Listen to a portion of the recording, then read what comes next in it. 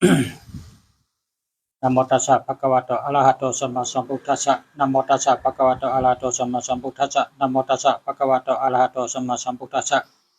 พุทธังปัสสิทิเมธัมมังปัสสิทิเมสังฆังปัสสิทิเมพุทธังอาราธนานัมธัมมังอาราธนานัมสังฆังอาราธนานัมพุทธังปัสสิทิเมธัมมังปัสสิทิเมสังฆังปัสสิทิเมมาสงฆ์มาสงฆ์มาสงฆ์พ่อแม่พี่น้องผู้ทำเงินกูก็กูคนค่ะ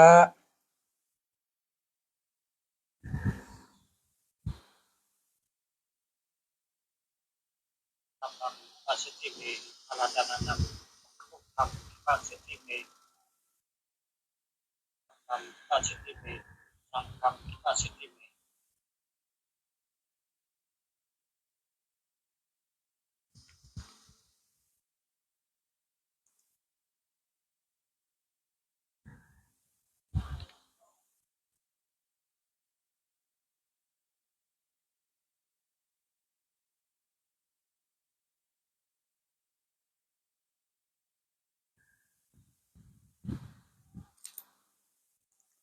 096 868 6956แค่มแก่มาสงฆ์มาสงฆ์พ่อแม่พี่น้องผู้ทำเงินกูก็กูคนค่ะข้าเฮาเสียคู่เมืองดีโจเข้าเกียงใหม่เมืองไทยเมื่อได้เต็มมาตราลองโคไหลเฮิรนและเฮิรนและความไวเมื่อในรายการเป็นวันสัตเทหลงเนาะเป็นวันสัตเทหลงเมื่อในสัตเทเกิดมามีหนำจะเมื่อในเป็นวันที่หนึ่งที่เมืองเฮาขามาอยู่ในพอถึงวันที่หนึ่งในสัตเทเกิดมามีหนำจะพอถึงวันที่16ก็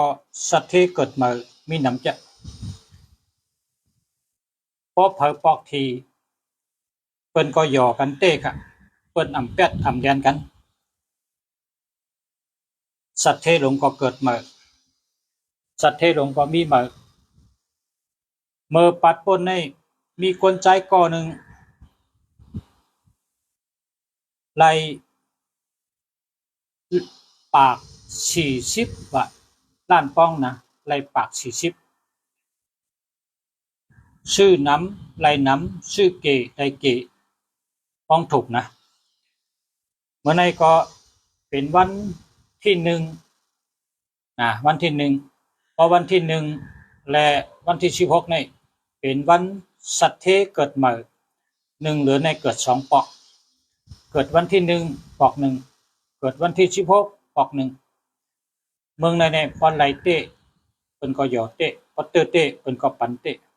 เปิ้นอำแปดอำแดนกันลาเปิ้นมีกติเสียจาต่อกัน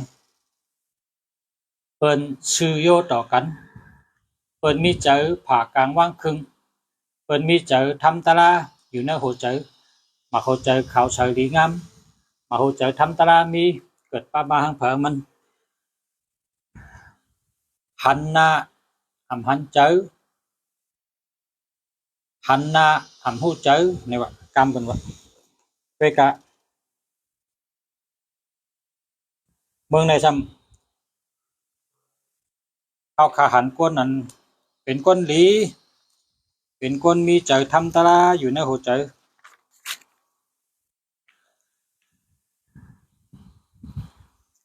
พอเคยหู้เจอเจ้าเก่าเคยนั่งสมาธิยื่นกันขึ้นตุยหังกุยตาพอเคยหู้เจอเปิ้นจำเคยเฮ็ดก็เปิ้นลีดาอันเอาขึ้นอำใดนั่นเป็นข้าวยามขายาว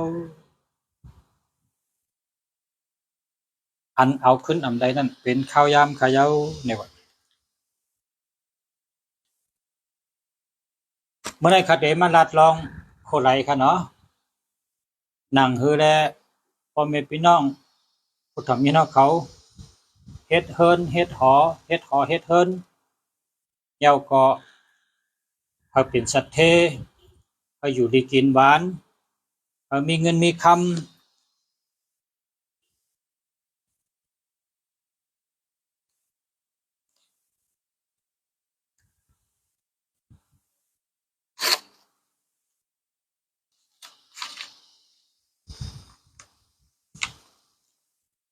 ผีปีน้องตีหลีกันเฮามาจอยบนเฮินหลังในเฮามักเฮามีเฮาเป็นสัตว์เทเสกรรมผีปีน้องตีหลีต่อกันเฮามาจอยคนอยู่เช่าเนอเฮินหลังในเฮาอยู่ดีกินหวานก้ามยัดขายมันเฮามีตังซื้อเจอเตรียมทนเสกรรม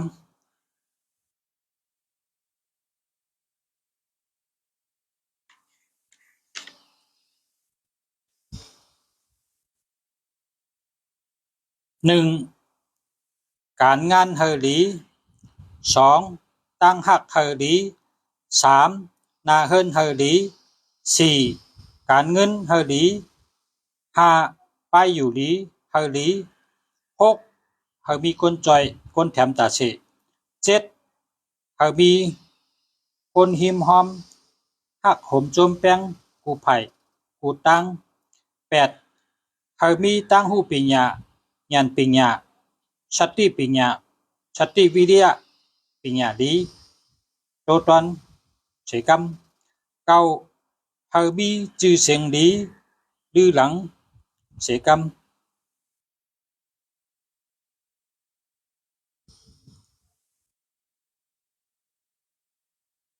กวนข้าวยาม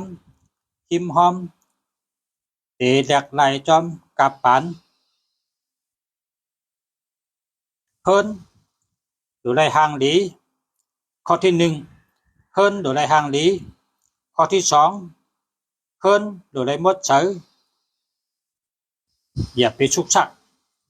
3เฮินโหลมีลมเข้าออกไล่ดีกูไผ่กูตั้ง4เฮินเฮามีตั้งมดเสือตัวเกี่ยวเจอเกี่ยว5เฮินเฮามาก็เฮามีตั้งเกี่ยวเจอซื้อเจอ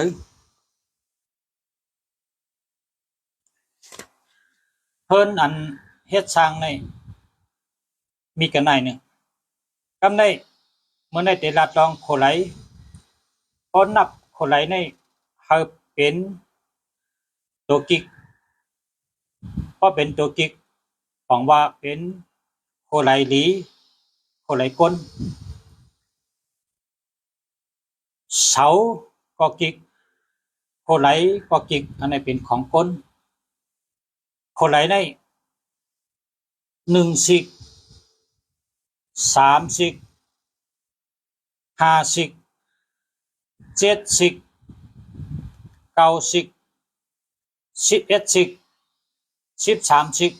15สิกจะในเปิ้นฮ้องว่าโคไหลกิกของว่าเป็นโคไหลก้นอยู่เอาหลีกำในจำก็เป็นตัวกบก็มี2สิก4สิก6สิก8สิก10สิก12สิก14สิก16สิก18สิกบ่ไหนเป็นโคไหลผีเป็นหอผีที่อยู่ผี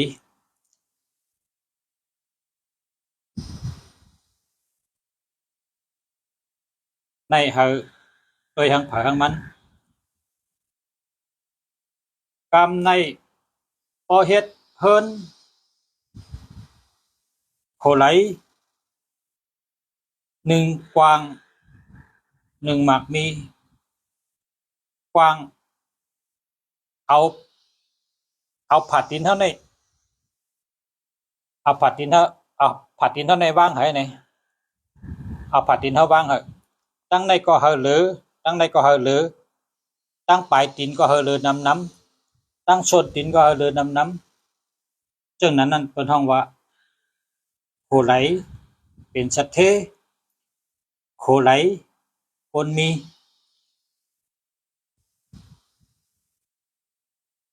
พอเอาผ่าตีนเท่านี้วางเฉยตีโคไหลนี่ตั้งปลายตีนก็เฮอหรือนำน้ำตั้งส่วนตีนก็เฮอหรือนำน้ำอันนั้นเป็นห้องว่าโคไหลคนมีโคไหลสัตเท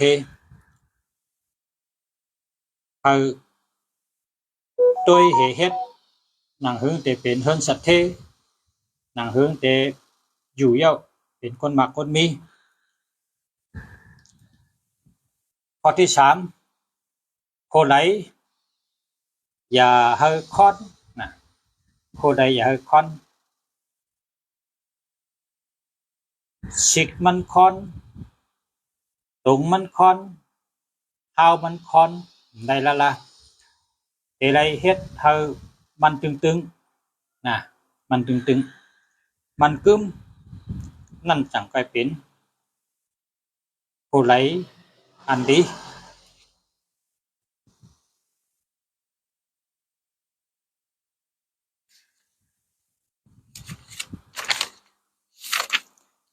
กับในเฮาคาเตไวนะไวโคไหลไวเฮิรนไวตีอยู่นะอันนี้กำไว้เองค่ะเนาะกำไว้มันนะโมตัสสะภะคะวะโตอะระหะโตสัมมาสัมพุทธัสสะนะโมตัสสะภะคะวะโตอะระหะโตสัมมาสัมพุทธัสสะนะโมตัสสะภะคะวะโตอะระหะโตสัมมาสัมพุทธัสสะสาธุสาธุสาธุ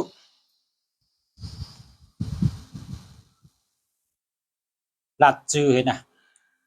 อุปมามันก็อุปมาก็ว่าคาเฮาชื่อห้องว่าลุงเสียเบิงหลีนะข้าเฮาชื่อห้องว่าลุงเสียเบิงหลีผู้อันไหลมาปึงอิงอยู่เศร้าในเขหาสถานเฮิรนเยหอเฮิรนหลังในหมายเฮิรนก็คือก็ลาดเห็นนะหมายเฮิรนแล้วก็ทับพังนะหมายเฮิรนก็ได้หนึ่งทับก็ได้หนึ่งเส้นตั้งเฮาว่าเว้งปังลงเนี่ยเฮาว่าเว้งปังลงหมายเฮิรน24เส้นตั้งเจ้าจำทุนอุปมาเนาะเส้นตั้งเจ้าจำทุนปอก4เว้งปังลงเมืองไตเฮาขะไหลมาปึงอิงอยู่เศร้าที่หอเฮิรนหลังในค่ะ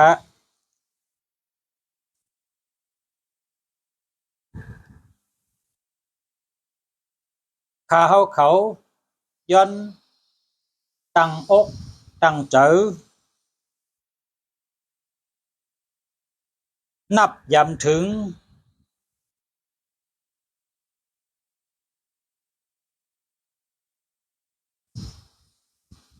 เจ้าขุนช้าง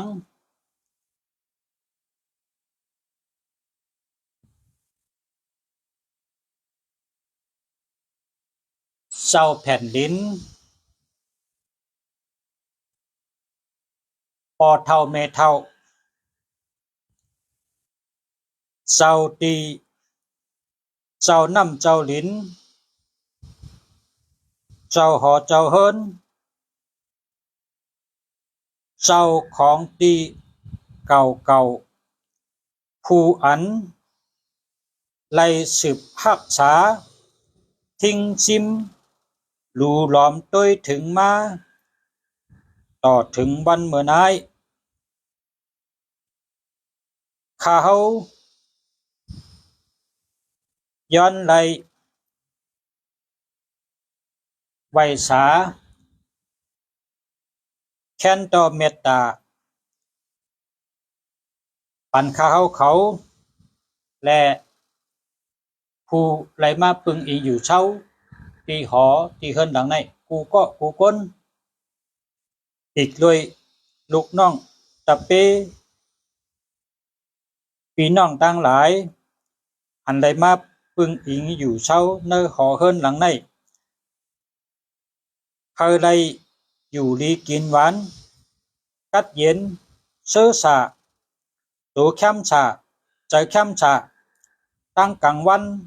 แต่กลางคืนเคยได้หลอดเพเคยได้หลอดเพหลอดหยันเพกังหยันกังเพอันตะเลเพอันตะเลกูเปิงเปิงเพกนเพชัดเพภัยธรรมชาติเพอันหันแลสังเพอันอ่ำหันแลสังเพเมียวอันตีอ่ำเป็นมังกลาเมียวอันตีเพปันชุกปันขีปันเดือดปันไม่ตั้งเชงย้อนเฮาป้นออกกะของใจคาเฮิรนหลังในเสกรรมติคาสังว่ามีลองเตเป็นหลักหลายๆก็เฮาเจ้าตีเจ้าหอเจ้าเฮิรนปันสัตติเสกรรมเฮาคาอยู่เช้าเฮิรนหลังในอย่าเฮาได้เจ็บหนำเสกรรมคาเฮาคาย้อนอยู่เฮิรนหลังในเฮามีเงินมีคำเฮามีอยู่หลีลาบหลีเฮามีลองขึ้นใหญ่มาสูงลองเฮามีลองขึ้นใหญ่มาสูงเฮามีลองขึ้นใหญ่เฮือเฮิงโตตอนกว่าวันตาเมื่อนาเสกรรมติคาออสาธุสาธุสาธุค่ะเนี่ยในเป็นกรรมใบเพิ่นเตรียมมาหังผางมันนะ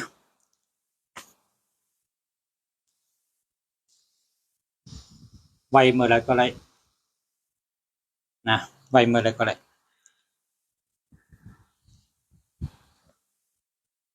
เมื่อในเอาลองดีดีมาปันพอไรถ่อมไรเยี่เน่าเอาลัดนี่ได้ก็ได้เชนะ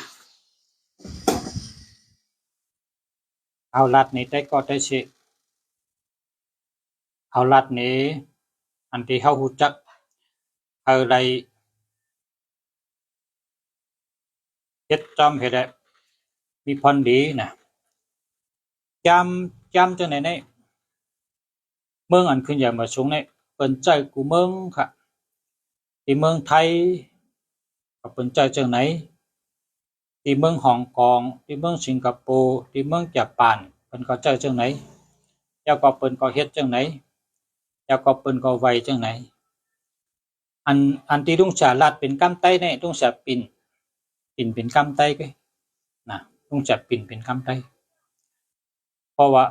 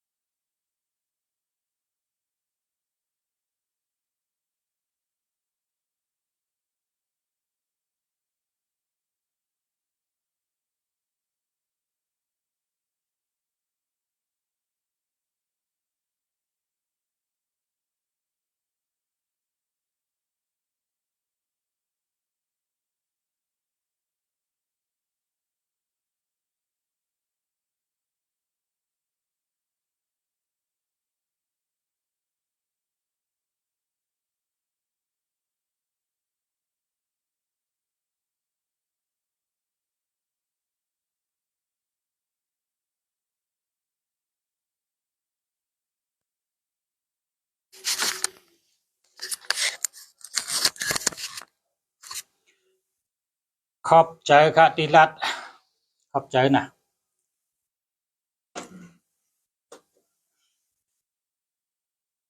ป้อมรัดแต่พูดเนี่ยว่าเสียงมันได้ยินเฮ็ดเฮิรนเพราะว่าเฮิรนในตั้งนางเนี่ยเป็นจังขนาดพอตั้งหลังมันอ่ำเป้งกันเนี่ยพอมันแหว่งไผ่ขวาก็เป็นเฮิรนใหม่ๆนะเป็นเฮิรนใหม่ๆคนใจก็อยู่ตายติ๊กๆมียังอยู่ไรเด้อมียังเดิมตายคนใจได้ตายติ๊กๆค่ะเพราะมันแหว่งตั้งใช่มียังตาย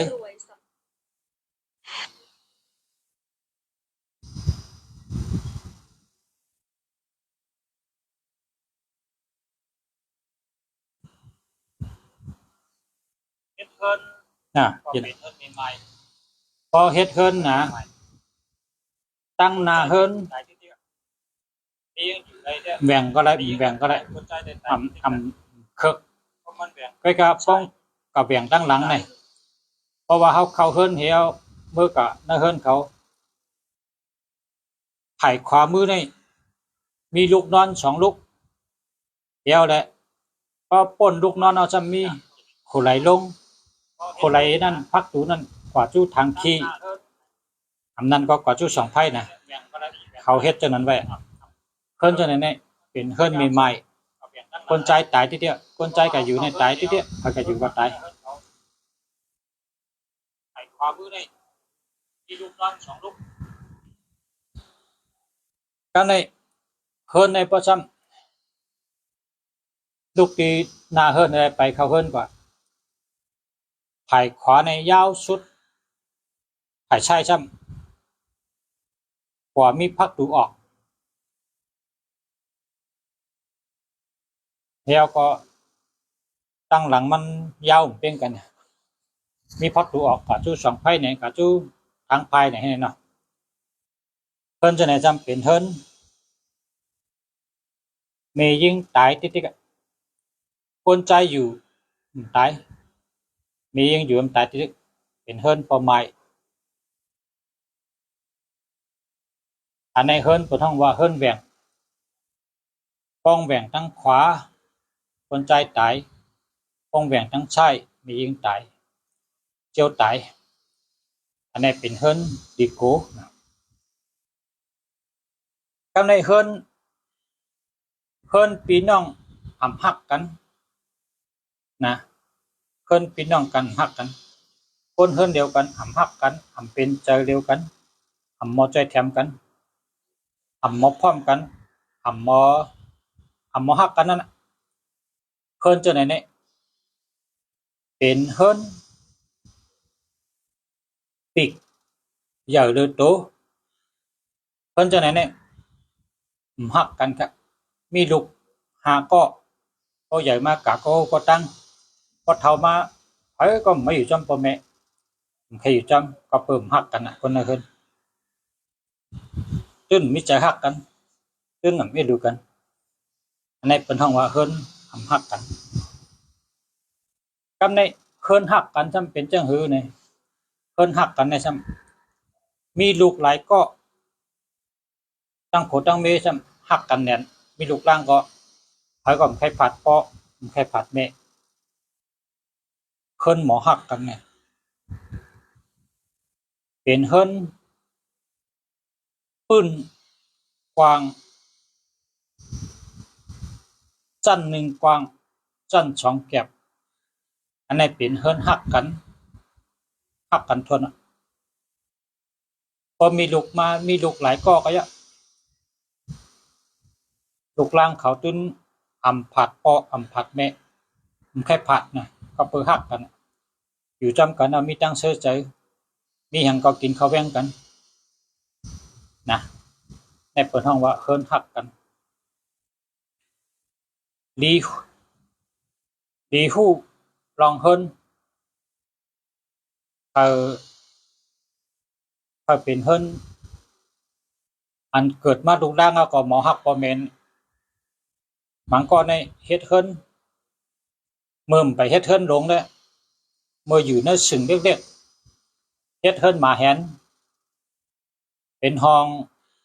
เฮิรนหมาแหนมานั่นเป็นมุ้งเปิ้นไงนี่น่ะแล้วก็ต่อให้นี่เฮิรนหมาแหนเมื่ออยู่เฮิรนหมาแหนได้มักมีเงินมีคำหมอฮักกันอยู่จำกันจ่อจ้ะก็ในพอเฮ็ดเฮิรนหลงแล้วนี่ทั้ง3-4-5 ปีทั้ง2-3 ปีกระจักกระจายผักกันก็ฮุกก็ตั้งมีพอยู่จำใส่มากคึด2 เท่าลูกล่างก็ไปเป็นหมดอันนี้ก็ย้อนว่าเฮ็ดเฮิรนทำฮักกันเฮิรนฮักและเฮิรนฮักในมี2 มิ้วอันนี้เป็นลายเฮ็ดเฮิรนกำในพอเตดัดลองเฮิรนนี่ใครว่าได้คนเมืองใต้เฮานี่ไหลทาม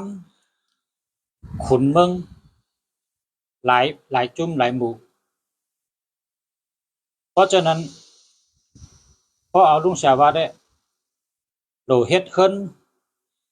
เป็นสัตเทนะดีเลยเปิ้นเฮ็ดเฮิรนเป็นสัตเทนี่เปิ้นตุ้ยเฮาเปิ้นฮู้เหมือนหนังว่าหันหน้าอำฮู้เจอหันนอกอำหันเนอนะเฮ็ดเฮิรนสัตเทนี่เฮิรนสัตเทนี่เฮ็ดจังหือนี่โดยเฮิรนเขนะโดยเฮิรนเขเฮิรนเขเนอมันมีคำเป็นจ้อยก็ยะเขาเฮ็ดจังไหนแกเฮ็ดเฮิรนหมาแหนจั่นเดียวจับลิ้นมี5 ห้องมี5 ห้องห้องในกลางไว้ตานั่งรับแขกห้องในกลางนี่ไว้ตาพวกเขามาก็มีตีนนั่งรับแขกภายซ้าย2 ห้องภายขวา2 ห้องกำเฮาจัดเพื่อก็เข้าพักดูฮู้เหลียวกันเข้าพักดูหลงทีเดียวพักดูหลังก็มีฮู้เหลียวพักดูหน้ากว้างพักดูหลังแก็บมี2 ฮู้กันเฮ็ดเฮิรนจังไหนนี่เพิ่นฮ้องว่าเฮ็ดเฮิรนสัตเทอำหังดีอำมีกุงภาวะเพื่อก็เนอมันมักจะเหมือนหนังผึ้งเหมือนผึ้งน้ำผึ้งในมักจะคนเฮ็ดเฮิรนจังไหนนี่มีเงินมีคำนำเหลอคนเฮ็ดเฮิรน2 จันก็เพื่อว่าตั้งทำก็อำไรทำนำย้อนว่าเพิ่นมาหันเฮิรนเขานี่เป็นเฮิรนหมาแหนกันเขาก็อำไรทำการใหญ่การกลางการแตกนี่มันมีหลายการเนาะพอเฮ็ดเฮิรนจังไหนนี่การมักมีหลีไล่เก็บนำไล่จู้นำไล่หอมนำแล้วก็มักมีไว้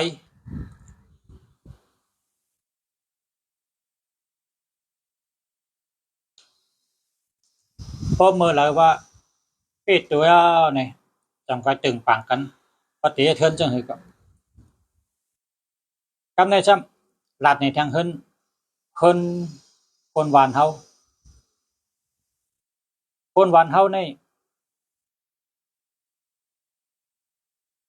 เมื่อปานปดเฮาเขานี่เป็นคนมีเป็นสัตเทกันนำจะพอเฮามานั่งขึ้นทัดสังตุ้ยเฮ็ดสังใดเป็นสัตเทเฮ็ดสังใดเป็นคนมีนี่มื้อนั้นในเปิ้นได้ถามเปิ้นได้ถาม แล้วก็เขาเฮ็ดเฮิรนในเฮ็ดเฮิรนจับลิ้นแกค่ะเฮ็ดเฮิรนจับลิ้นแล้วก็สึงโวในเขาก็เฮ็ดทางตีงสึงควายตะกายนอนเขาก็เฮ็ดทางตีงแล้วก็เขามีม้าขี่ค่ะกูบอกกันเลยขี่ม้าคอกม้าในแต่ม้าขี่เขานั้นหนึ่งตัวนั้นเขาก็เฮ็ดทางตีงคอกม้าก็มีหางกุ้ยคอกวัวก็มีหางกุ้ยทางตีงพอไว้จำเฮิรนในมินขี่เขาน่ะคอกควายก็มีทางตีงไว้ทางตีงเป็นเฮิรนจับลิ้นจันเดียวเชอยู่เช้าเมื่อเฮาคักก็เรียกในอะโลเงินหนังเงินคำหนังคำเหมือนนั้นในเป็นเลยทำค่ะรู้เนาะแต่เลยทำตั้งทำไปมีเนี่ยชึกก็มีชึกมันแล้วก็ชึกใต้อันวางก็ตเตมีแกมันนำครับแล้วก็มีจุ่มเดียวกันมันมีหลายจุ่มเลยทำเหมือนนั้นในเขาเป็นคนมีกันนะกันในพอเฮาคาในพอปานเฮาคาในเป็นบ่าวขึ้นมาในหันขึ้นหันลองวันเมืองในรู้แล้วหันต่อหน้าต่อตากันนะโวก็ขายกว่าติ๊กติ๊กกายก็ขายกับติ๊กติ๊กขายเสียงมดขึ้นคอกกำใน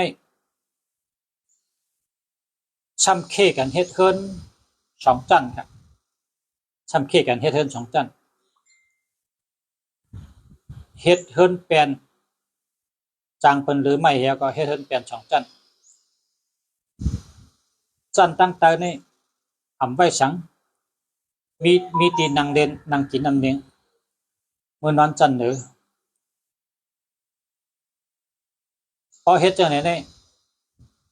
ลมในกว่าทั้งปืนนั่นลมในกว่าทั้งปืนมันไล่ช้างนี่ไล่ไปอยู่หลีแคมก็นั้นขึ้นอยู่ขึ้นสองจันนี่ก็เพราะว่าร่วมกับทั้งเตยไปอยู่ดีเขาแคมอาชักเขาก็ยาวอาชัก7-8 ชิป60 7-8 ชิปน้ำน่ะก็เปิดเขาเฮ็ดเทินสองจันให้อยู่ร่วมกับทั้งเตยนะไปอยู่ดีที่แคมกันได้ซ้ำการมากมีได้ซ้ำคือเนาะมีคำก็ขายมีโวลอก็ขายมีมาก็ขายใส่มามีนาก็ขายใส่มาเฮิรนอันเป็นเฮิรนสองจันขึ้นได้ควักเล็กขายยาขึ้นเฮ็ดเฮิรนอ่อนกันไปนะเฮาคาหันนะเฮาคามันนังวนด้วยว่าเฮ็ดสังเขาสร้างหมู่บ้านนี่ห้ำมีตั้งขึ้นอย่าเปิ้นสร้างหมู่บ้านเฮาเย็นเป็นเวียงเฮ็ดจังได๋เฮาหันที่บ้านเฮานี่เป็นเวียงได้ก็เพราะว่าอันเฮาเฮ็ดนี่มันผิดที่เฮาเฮ็ดที่อยู่ที่เช่าเฮาเนี่ยมันผิดลองเคิ้นเฮาเนี่ยเมื่อกูปอกในเฮาอยู่เฮิรนจันเดียวจับลิ้น1 ปีเนี่ยจะได้ชื่อคำกะฮือในโตมาน่ะก็ในพวกขึ้นอยู่เฮิรนสองจันนั่นนี่ตัวได้ชื่อมีแต่ได้ขายแค่เป็นจังนั้น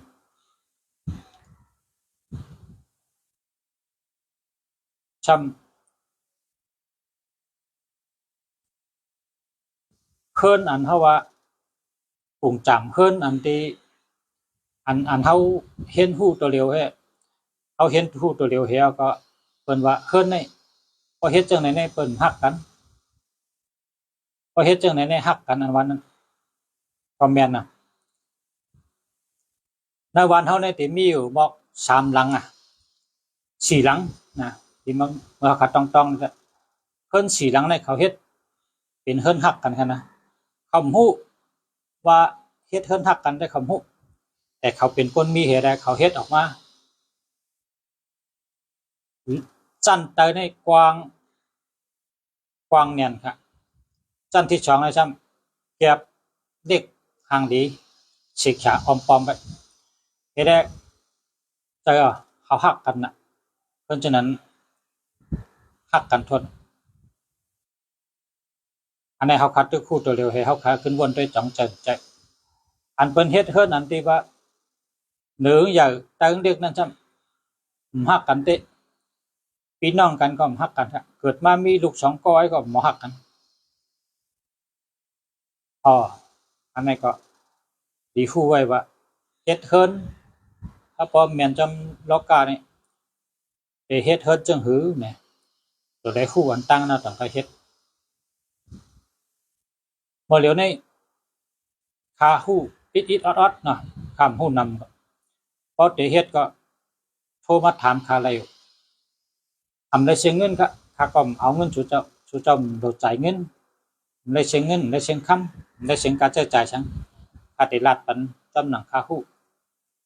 อันฮู้หนาก็มันจะเพราะอันเป็นฮู้ราคานี่มีนำหนานะอันเป็นฮู้ราคานี่มีนำหนาเพราะหนามันใจใต้มันเป็น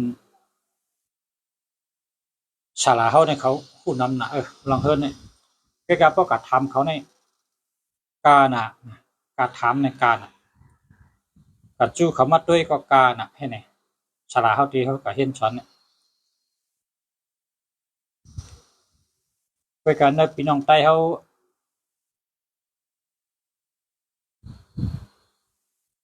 พี่น้องใต้เฮาก็ตัวเหลียวในคนแดดก็นำคนมีปีหญ้าก็นำคนมีเงินก็มีนำอันหลีเฮียนฮู้ลองเฮิรนนี่จำล็อกกาค่ะนะจำล็อกกาในตัวเฮียนฮู้แล้วก็โหลขึ้นพัฒนาขึ้นไปต่างกะลาเฮา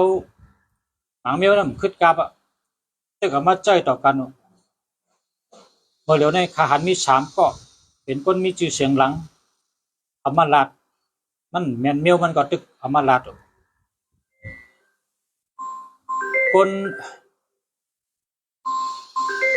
คนในกำผาเขาผู้เมืองเพิ่นก็ว่ามันแม่นมารเขาก็ว่ามันแม่นเอาเนี่ยแต่ว่าใต้เฮานำไปย้ำไปมีภารกิจไขไปต่างมังอันมันแม่นน่ะตึกก็มาใจกัน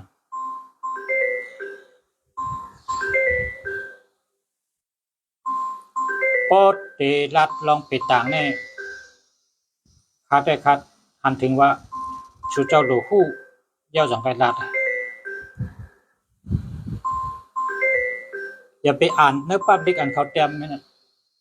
มันเป็นมันคึดกับแล้วก็มันแม่นกับแล้วก็มันเจอนะยังมีอยู่3ก็คนหลังๆตัวเดียวมาอ่านพออ่านจังได๋มันสิสืบปากันผิดก็ติ